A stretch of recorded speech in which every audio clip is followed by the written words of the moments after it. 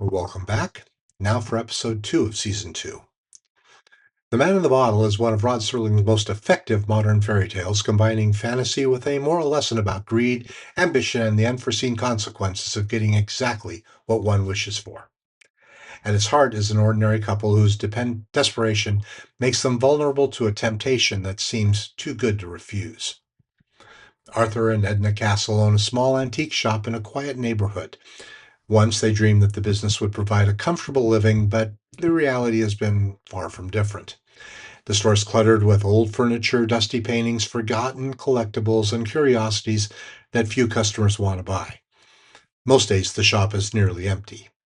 Bills continue to pile up, rent's overdue, creditors are becoming impatient, and fears that they will soon lose the business altogether. Every item on the shelf represents money tied up in inventory they cannot sell. Their hopes of success have gradually been replaced by anxiety and disappointment. Despite the constant financial pressure, Arthur remains fundamentally optimistic. He believes that hard work and honesty are worth preserving even if life has treated him unfairly. Edna loves her husband deeply, but years of hardship have made her more practical. She worries constantly about the future and quietly wonders how much longer they can continue before everything collapses. When Mrs. Gumley shuffled through the front door wrapped in a faded shawl, Arthur knew, before she spoke, she had nothing of value. She held out a cloud gray glass bottle with a heavy cork. It was worthless junk. Arthur looked at the old woman's worn boots, reached into his register, and handed her some money. Money they couldn't afford to lose, just so she wouldn't walk out empty handed and she'd have something to eat. When the door clicked shut, Arthur set the bottle on the counter. A pity purchase, Arthur? Edna sighed, though there was no malice in her voice. Sometimes a person just needs to feel like they sold something, Arthur said.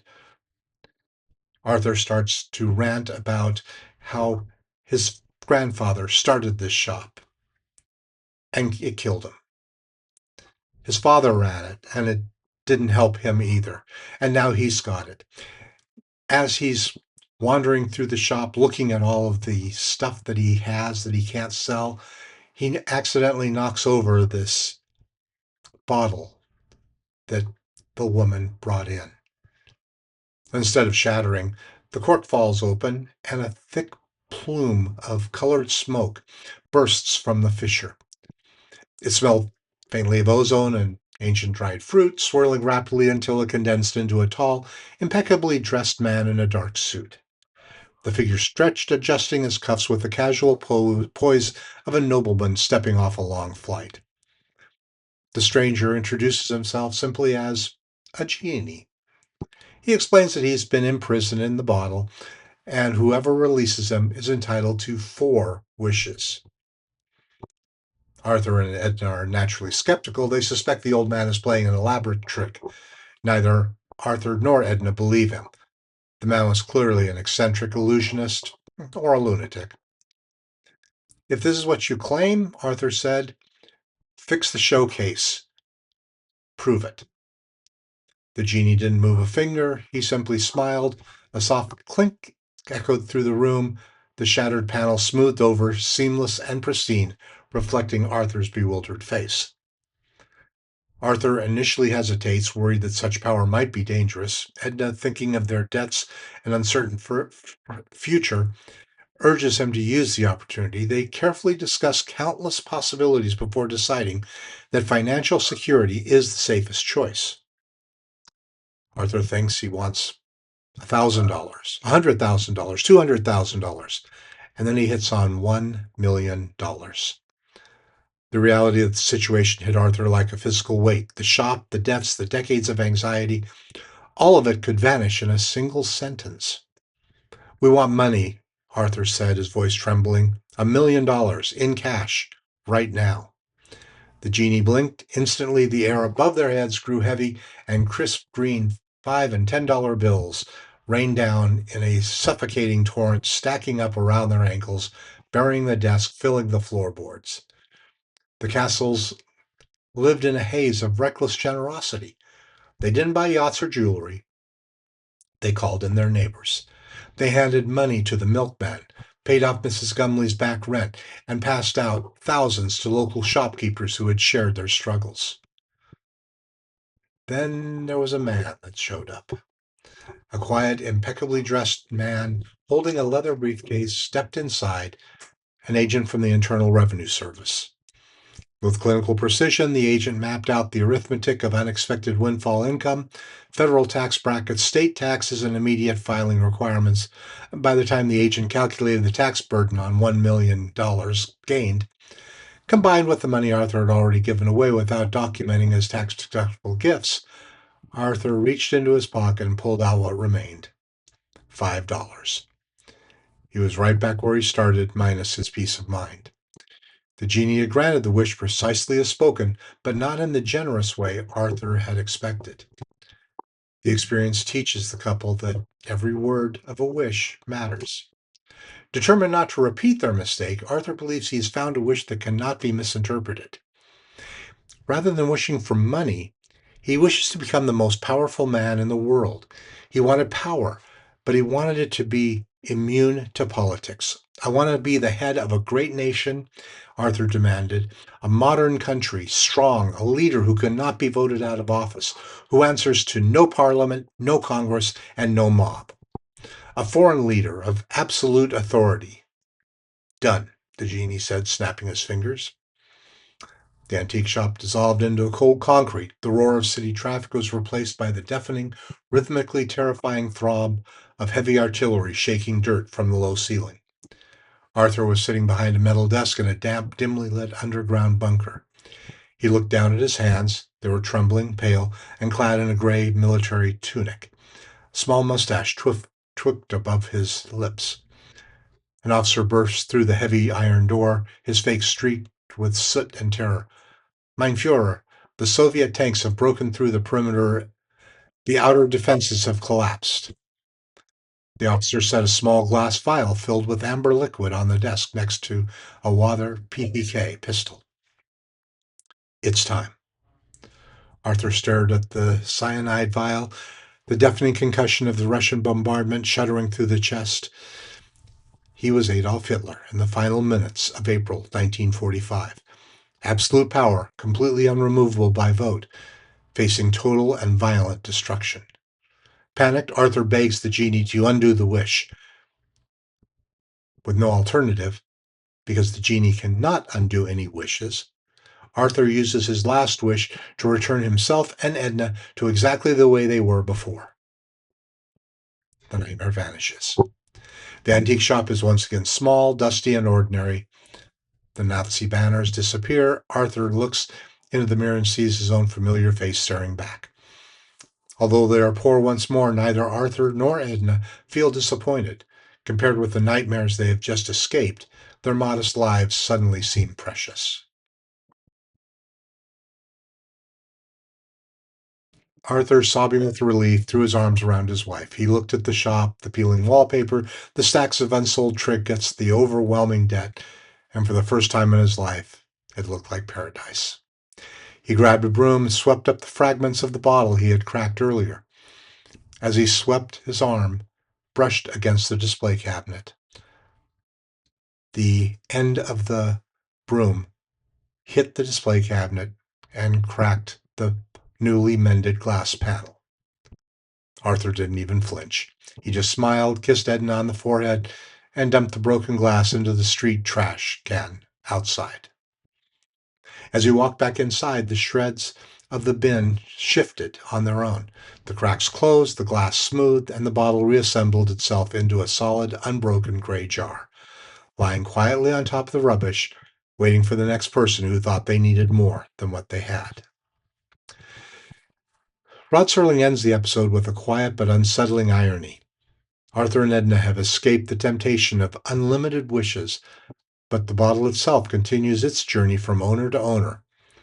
Like greed and the desire for effortless success, it can never be truly destroyed, only passed along to the next person convinced that they can outsmart fate. The Man in the Bottle is one of Rod Serling's cleverest and clearest moral fables. While the episode is built around the familiar folklore of a genie granting wishes, Serling transforms the old legend into a thoughtful examination of human desire, greed, contentment, and the illusion that happiness can be obtained through shortcuts. The story argues that people often know what they want, but rarely understand the true consequences of getting it. Rather than portraying the genie as evil, Serling makes him an impartial force. The genie simply grants exactly what is requested. The tragedy comes from the human tendency to overlook the hidden costs of ambition and believe that happiness can be achieved instantly. The episode's central theme is that there are no magical solutions to life's problems. Arthur and Edna Castle face genuine hardships. Their antique shop is failing, creditors are demanding payment, and years of honest work have brought little reward. Their struggles are understandable, making the temptation of the genie believable. Anyone in their position might wonder what they would do if given 4 wishes. The wishes promise an escape from years of disappointment, but they also bypass the normal process of earning success. Instead of building prosperity through patience and perseverance, the castles seek immediate miracles. Serling suggests that shortcuts often conceal dangers that cannot be seen at first. The easier the solution appears, the more carefully it should be examined. The episode reminds viewers that lasting success usually comes from effort, judgment, and experience, rather than sudden fortune. Arthur's first wish is for $1 million because he believes money is the answer to all of his problems. This reflects a common human belief that financial security automatically produces happiness. The episode does not argue that money has no value. Instead, it questions the assumption that wealth alone can solve every difficulty. The inheritance taxes and legal complications that consume most of Arthur's fortune symbolize the countless unexpected responsibilities that accompany sudden wealth. Even when people receive exactly what they desire, life often introduces complications they never anticipated. Serling's message is that money can remove certain problems, but it cannot eliminate uncertainty, responsibility, or disappointment. Arthur's next wish reveals an even deeper flaw in human thinking. After learning that money can be complicated, he concludes that power must be the ultimate solution. If he becomes the most powerful man in the world, surely no obstacle can stand in his way. Instead, he becomes Adolf Hitler. The twist demonstrates the power itself is morally neutral. It's neither good nor evil. What matters is the character of the person who possesses it. Arthur imagines power as freedom. Instead, it becomes imprisonment. As Hitler, he commands armies and nations, yet loses the most basic human freedom, the ability to be himself. Everyone obeys him, but no one knows him. His identity disappears beneath the burden of absolute authority. Serling reminds viewers that power obtained for its own sake often becomes a curse rather than a blessing. The episode embraces one of literature's oldest warnings. Every wish carries unintended consequences. The genie never lies, he never cheats, he never deliberately tricks Arthur. Instead, he grants each wish exactly as spoken. This reflects the importance of precision, not only in language but in life. Human beings often pursue broad ambitions without carefully defining what they truly mean. Arthur wants wealth, but never considers how the money should arrive. He wants power, but never defines the kind of power or the kind of man he wishes to become. His suffering results not from malicious magic, but from incomplete thinking. Serling suggests that people frequently pursue goals without fully understanding what is achieving those goals will actually require. Arthur begins the story dissatisfied with his circumstances. Although he possesses a loving marriage and a personal integrity, his focus primarily is on what he lacks. Ironically, it's only after experiencing wealth and unlimited power that he begins to appreciate the ordinary life he once considered unbearable. When he returns to his small antique shop, nothing has improved materially. He's still poor, his debts still exist, the business still struggles, yet his attitude has completely changed. The nightmare has taught him that peace, freedom, and love are worth more than riches and authority. The transformation illustrates one of Serling's recurring themes. Contentment often comes not from acquiring more, but for recognizing the value of what one already has. The final scene broadens the story beyond Arthur and Edna. After sealing the genie back inside the bottle, Arthur takes it out and dumps it into the trash. Somewhere another person will discover the bottle. Another individual will believe that they are clever enough to avoid the mistakes of previous owners. Another cycle of hope, greed, disappointment, and regret will begin. The bottle becomes a symbol of recurring human behavior. Every generation believes it can control forces that previously generations failed to master. Serling argues that although technology, society, and history change, human nature remains remarkably constant. Although the genie possesses a supernatural power, he never forces anyone to make a wish. Arthur always chooses. Every decision belongs entirely to him. This reinforces the idea that people remain responsible for the consequences of their own choices, even when extraordinary opportunities appear. The genie merely provides possibilities. Arthur determines how they will be used. Serling emphasizes that people cannot blame fate, luck, or magic for decisions they willingly make. The bottle represents temptation itself. Like many temptations, it offers immediate satisfaction while concealing long-term consequences. Arthur initially believes he can control the magic. Eventually, he realizes the true victory is not making better wishes, but refusing to make wishes at all. His greatest act of wisdom is not his first, second, or third wish, it's his final one. Instead of asking for personal gain, he removes the temptation altogether, demonstrating that true maturity often means recognizing when not to execute power. Rod Serling frequently wrote about ordinary people placed in extraordinary situations to reveal timeless truths about human nature. In The Man in the Bottle, he suggests that happiness cannot be manufactured through miracles. Wealth, influence, and privilege cannot be substitute for character, judgment, gratitude, or love. The episode also reflects Serling's skepticism toward the belief that success alone brings fulfillment. Material prosperity and authority are shown to be empty if they come at the expense of one's identity, freedom, and moral integrity. Ultimately, The Man in the Bottle teaches that the greatest dangers are often not external enemies, but the desires within ourselves. People naturally long for security, success, and power, but those desires can become destructive when pursued without wisdom or restraint.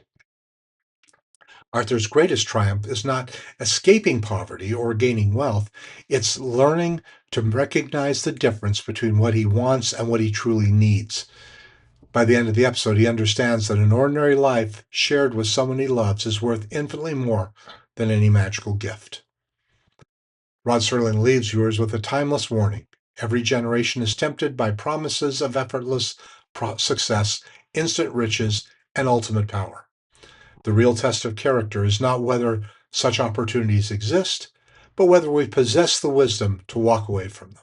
Luther Adler, who was Jewish, had previously played Adolf Hitler in two films, The Magic Face and The Desert Fox, The Story of Rommel, both 1951. Joseph Ruskin, who played the genie in Man in the Bottle, also provided the voiceover for the Canomite alien in the Twilight Zone, Season 3 classic To Serve Man. Although Mr. and Mrs. Castle are given 4 wishes by the genie in this episode, it's clearly based on the old fable retold in many variations that usually involves the ironic result of 3 wishes given to 2 characters. One of the 2 characters usually wastes the first wish, and in a moment of anger, the other wishes for something that is immediately regretted. Then the third wish must be used to return things to some semblance of where they started out, exhausting the wishes for no gain. One well-known version of this plot is found in W. W. Jacobs' 1902 short story, The Monkey's Paw. Vivi Janice had once been married to Robert Cummings, who starred in the previous week's episode, King 9 Will Not Return. Now, the tax on $1 million couldn't be $940,000. Also, he wouldn't be required to pay the tax until the end of the tax year. There are not enough bills to total $1 million. Arthur asked for money in fives and tens. Even if all the money was in tens, it would be 100,000 bills. If it were half fives and half tens, it would be about 134,000 bills. Finally, the sound editing at the 15-minute and 50-second mark. Again, this is on the original version, not the edited versions that you see on MeTV or Sci-Fi. The genie sits on the stairs lighting a cigarette. At the end of Genie's lines, "Taxes involved," is repeated when there's a cut to Arthur Castle getting up from the floor to confront the genie. The same word, "taxes involved," are repeated over this shot. This happens when there isn't a clean separation between one performer's line delivery and the other performer's line delivery. When the lines overlap, the editor gets stuck having to use the overlap sound from the off-camera actor's line delivered leading into the next shot on camera, delivering the line for the other actor. Now, I hope that was as confusing as mud, but it works, trust me. This episode takes place in 1960 and on April 30th, 1945. The Nazi symbol on the flag is reversed. However, the symbol on Carlson, thinking of another show here. However, the symbol on Arthur Castle's sleeve is correct, as Adolf Hitler used it as in SS. Luther Adler was one of America's most distinguished stage and screen actors. Celebrated for his commanding voice, intellectual intensity, and remarkable versatility, Arthur enjoyed a career that spanned more than 5 decades. While he appeared in numerous films and television series, he was especially revered for his work in the theater, where he became one of the leading interpreters of the plays of Arthur Miller, Clifford Odets, and William Shakespeare. Luther Adler was born on May 4, 1903 in New York City. He was the son of Jacob P. Adler and Sarah Adler, legendary actors who were among the greatest stars of the Yiddish theater. Growing up in such a distinguished theatrical family, Luther was surrounded by actors, playwrights, and directors from an early age. The Adler family became one of the most influential acting dynasties in American theater. Luther's siblings included the renowned acting teacher Stella Adler, whose students later included Marlon Brando, Robert De Niro, Warren Beatty, and many other celebrated performers. The family's influence on modern American acting cannot be overstated. Luther made his stage debut as a child, appearing alongside his parents in Yiddish-language productions. These early experiences gave him a solid theatrical foundation and a lifelong respect for disciplined acting. As he matured, Adler transitioned from Yiddish theater to English-language productions, establishing himself as one of Broadway's finest dramatic actors. His powerful voice, expressive face, and emotional depth allowed him to tackle demanding classical and contemporary roles. He became closely associated with the Group Theater, an influential acting company founded in 1931 that sought greater realism and psychological truth in performance. Working alongside such figures as Lee Strasberg, Harold Clurman, and Elia Kazan, Adler helped shape a new era of American theater. The group's theater emphasis on emotional authenticity profoundly influenced generations of actors and laid the groundwork for what later became known as method acting. Adler earned acclaim for a wide variety of stage performances. He appeared in productions of Shakespeare as well as modern American dramas, bringing intelligence and emotional complexity to every role. Among his most celebrated Broadway appearances were Awake and Sing by Clifford Odets, Golden Boy, Death of a Salesman, where he portrayed Biff Loman opposite Lee J. Cobb as Willie Loman, numerous productions of Shakespeare's plays.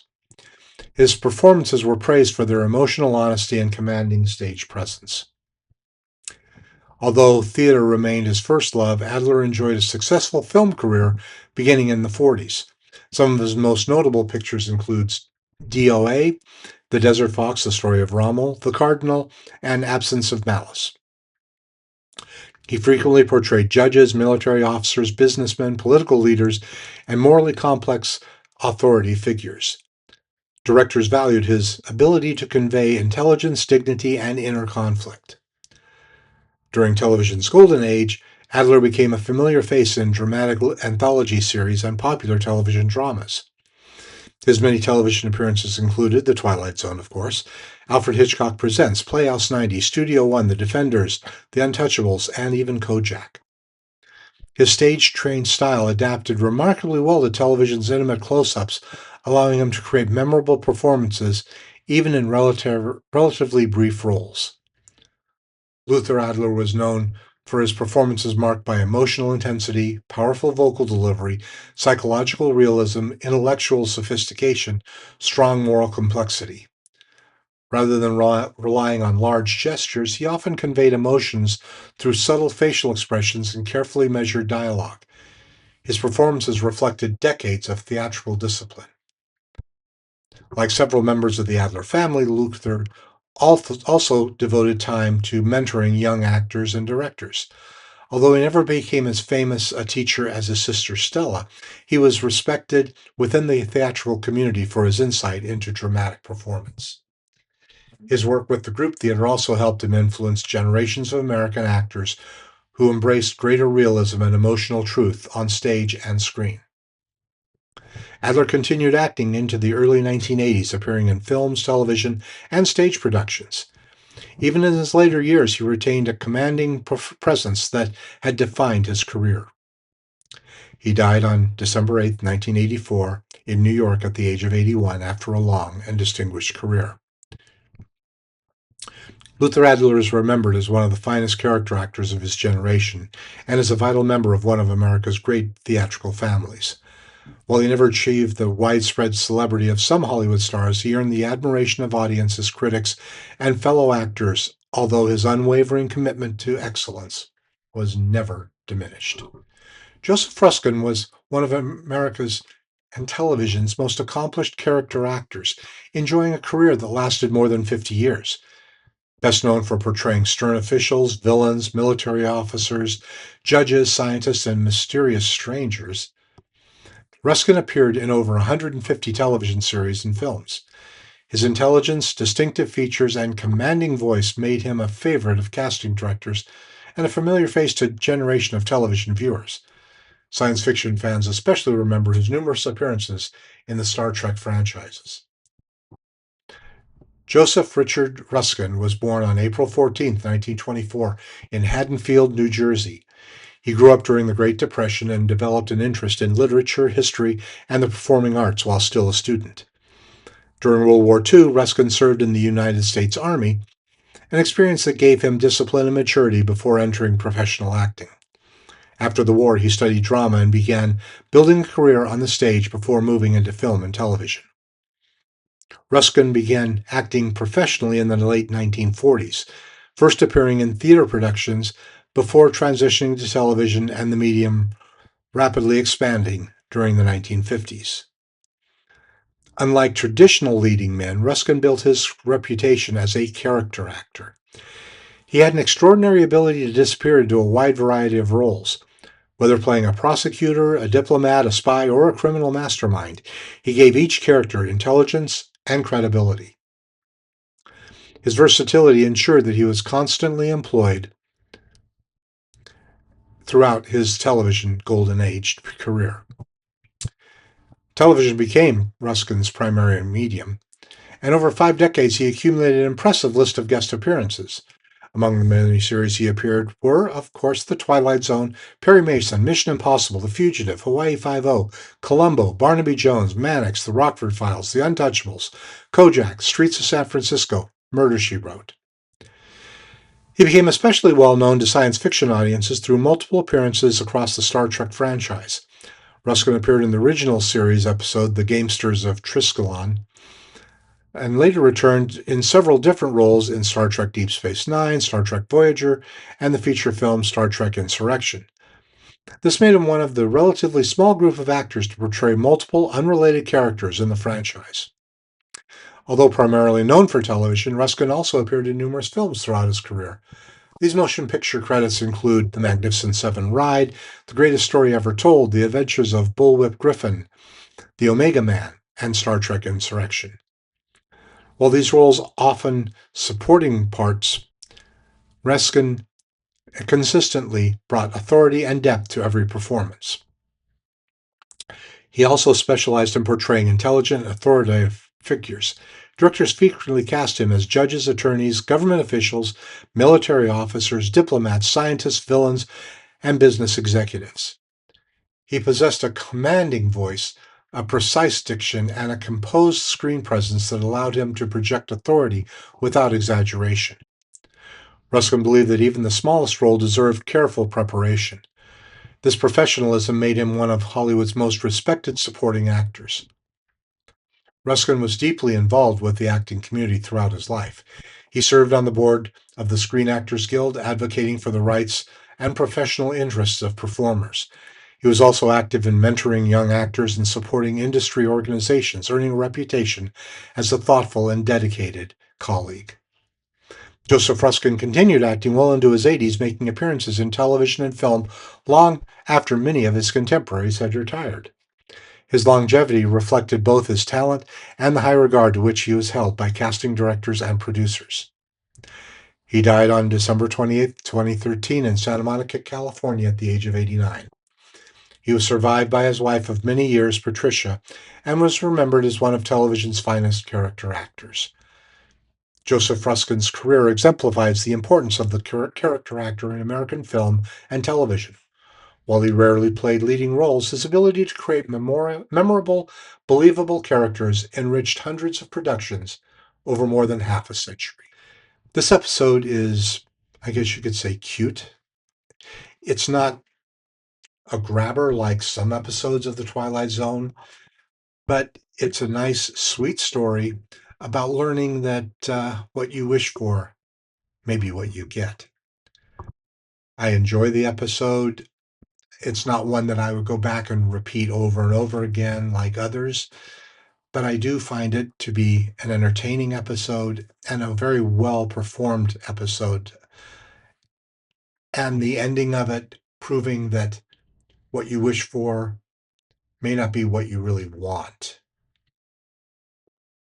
because then you have what you want all along.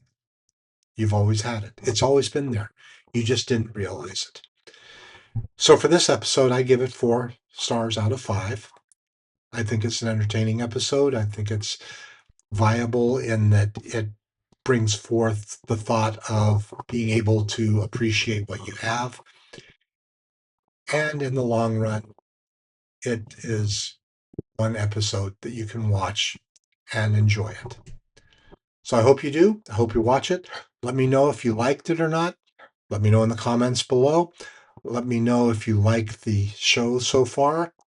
Made some changes to the structure of the episodes and how I'm doing them. Tell me if they work for you or not. And also sign up, become a member, become a subscriber. The subscribe button is right down there, so please do that. The more subscribers, the better this channel will grow. Thank you for watching, and we'll see you on the next episode, The Man in the $4 Room, episode 3 of The Twilight Zone, coming up soon.